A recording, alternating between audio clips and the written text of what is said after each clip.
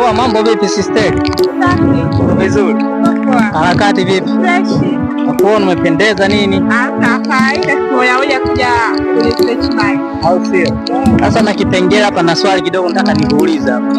Kitu gani labda pengine huwa kinakukwaza sana kwenye mahusiano, labda yani kitu hata kama ukiwa na mpenzi wako kinakukwaza sana? Na kwa nini hayo mahusiano? Na kwa nini ni mahusiano umechagua?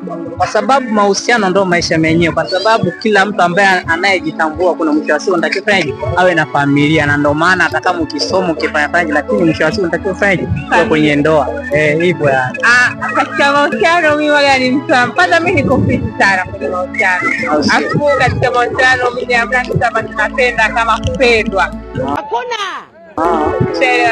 Kitu ambacho kinanikwaza kwenye mahusiano, nikiwa kwenye mahusiano ni ile unamtrust mtu, unampenda, unamkubali, yani hivyo. Afu dakika za mwisho zaidi, yani dakika za 90. Dakika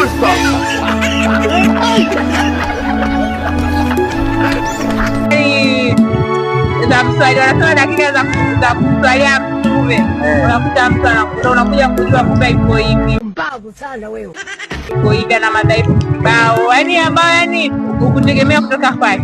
Lakini kumbuka kwenye hii dunia hakuna mtu ambaye ameshakamilika. Sijakataa mna mtu ambaye amekamilika, lakini kwa uchache, yani unajua kuna ile unamwamini sana mtu, unamkubali, yani unamwappreciate sana.